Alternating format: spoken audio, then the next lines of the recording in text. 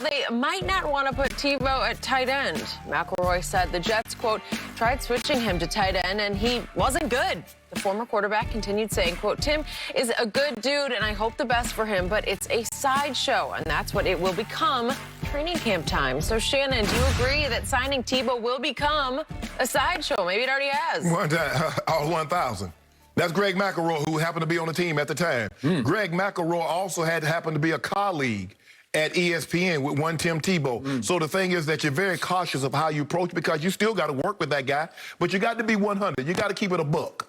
And he kept it a buck. We tried that, and he wasn't very good. The arrogance of this, think about how arrogant a person must be to play a professional sport in which you're really not that good at.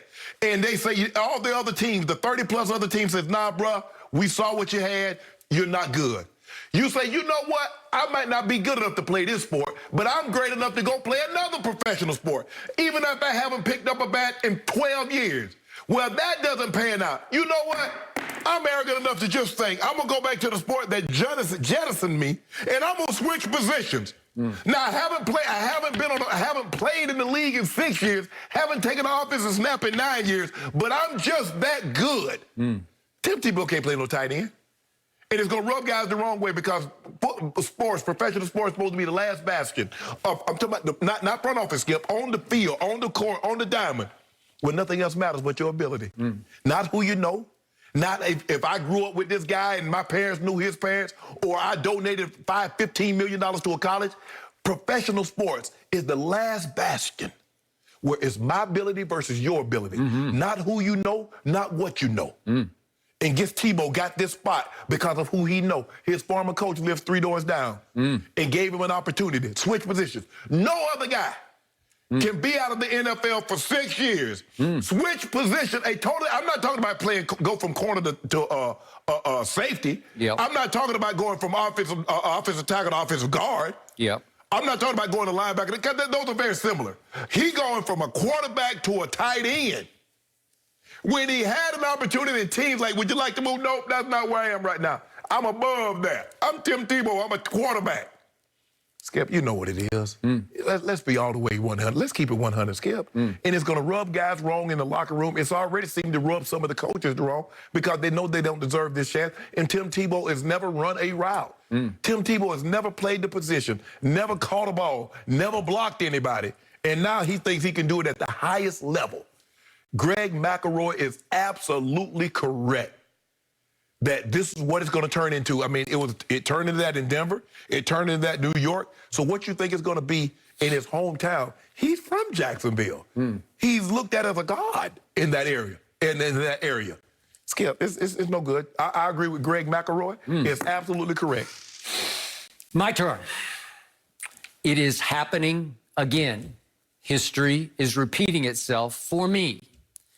In 2011, I was on ESPN on a show that airs about the same time as this one, and we had just changed the format to all debate. For 2 hours, it was unheard of. We're going to do debate segments for 2 straight hours.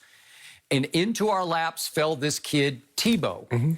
And I had already gone on the record in 2010, as I've told you many times, and I said before he was drafted, yeah, I'd take him at the bottom of the first round, and if you'll run his college offense, the read option, let him ride and decide, he will win football games. He won't make you a Pro Bowl, but he will win football games for you. And I was exactly right. But what happened in 2011, we had a parade of ex-NFL stars.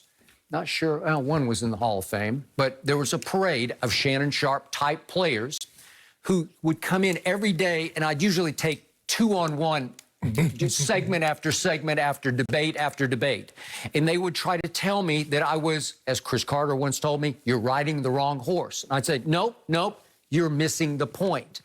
And all Tebow did when he finally got that chance, when your Broncos fell to 1-4 with Kyle Orton at the helm, was he started to win football games late and close, because in the last 5 minutes of all those games that he played that year, He got deadly accurate and led the league in QBR in the last 5 minutes of those games.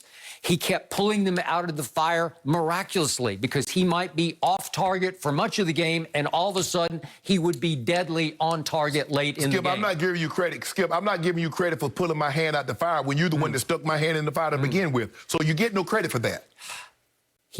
He brought them back to win the AFC West. You know better than anybody how difficult that is to do when you start 1-4. Yes, it is. It's virtually impossible. Yes. And he pulled that off by pulling out of the fire game after game after game. Do I have to start remembering all the games starting with Miami and Chicago and at Minnesota? Can I ask you a question, Skip? But how great must your defense be when your offense does nothing for 55 minutes and you have to keep the game close so he can do what he does in the fourth quarter? Why didn't the defense play for Kyle Orton? Because he's milquetoast. He's not inspirational. Tebow became the driving force. He became the center of the NFL universe. And here became the point. He became a distraction for the Broncos because he was a media circus on a daily basis, because he wore his religion on his sleeve. And many members of the media are not religious and are skeptical and made it a bigger and bigger story that he does talk about his Lord and Savior Jesus Christ after games. I mean, look here. If you can play football, I don't care. I'll come get you out to church, or you don't have to go to church. All I want you to do is be able to help me win, because that's why we're there. We're there to win football games. So your religion doesn't have anything to do with me. Okay, fine. But it had a lot to do with a lot of the media overreaction to Tim Tebow because they'd never seen anything quite like that. Well, I've never seen anything quite like what he did to the Pittsburgh Steelers in that playoff game when he threw for 316 yards. If we could see it just one more time, I promise this is the last time. No, you ain't I promise. Overtime against Roethlisberger and company. It's Tebow. He threw a pass, and it was this perfect spiral. Hit Demaryius right in the hands. What? How did he do that? And he's going, and he's going, and he's gone. And the game is over, and Tebow has upset the Pittsburgh Steelers and moves on to play the Patriots the next week in the playoffs. He did that. Right. You can't take it away. Right. Which brings me back to Greg McElroy. I know Greg a little bit from my days at ESPN, and I do like him. As he said, Tebow's a good dude. I think Greg's a good dude. But I cannot tell you how much I dislike what he said about Tebow, because you want to talk about taking something out of context. What do you think? Yes, he was his teammate with the Jets that next year. And I know because I heard this straight from Tebow's lips. Tebow had a choice between Rex Ryan or going home to Jacksonville to play for a really bad Jags team at that point. But Rex called him, according to Tebow, and I don't think Tebow's a liar, and Rex told him, he whispered sweet nothings in his ear, and Tebow thought that he virtually promised him the quarterback job because, remember, they were struggling with Mark Sanchez, right? Mr. Butt Fumble at that point. Sanchez, as he was first called by Rex Ryan. Okay? And Tebow said, I at least had been promised a 50-50 shot at winning the job. And he got a 0% shot at winning the job. He's not a great practice player. For whatever reason, he never got a chance to play quarterback that year in New York. And he did pick New York because it's a bigger stage with a better team, because they were pretty good. They had a chance to go compete for a Super Bowl. And it became a disaster because what didn't happen? Well, Tebow played very little that year. He started exactly 0 games at quarterback. Which is more than what he should have started. What did he end up throwing? He threw 8 total passes that year. He was 6 of 8 for 39 yards. He played 73 offensive snaps as a gadget guy.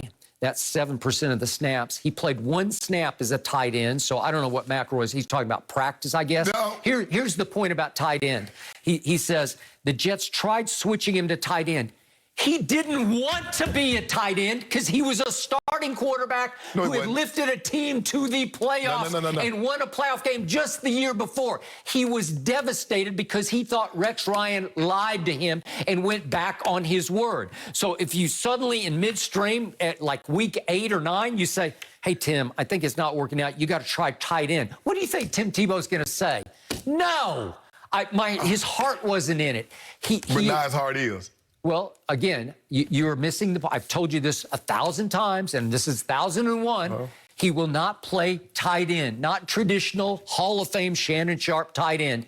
The blueprint was established by Urban Meyer when Tim was a freshman. Just go look at the tape of what happened with Chris Leak as the starting why do you say tight end? Why not just say we bringing him in as a positionless player? Why say tight end? Why not say quarterback? Okay, Urban's just trying to get rid of the media hubbub. He's just trying to dismiss it so that there's no conjecture about, is he going to take snaps away from the guy you picked #1 overall, Trevor Lawrence, the new franchise quarterback? But I wonder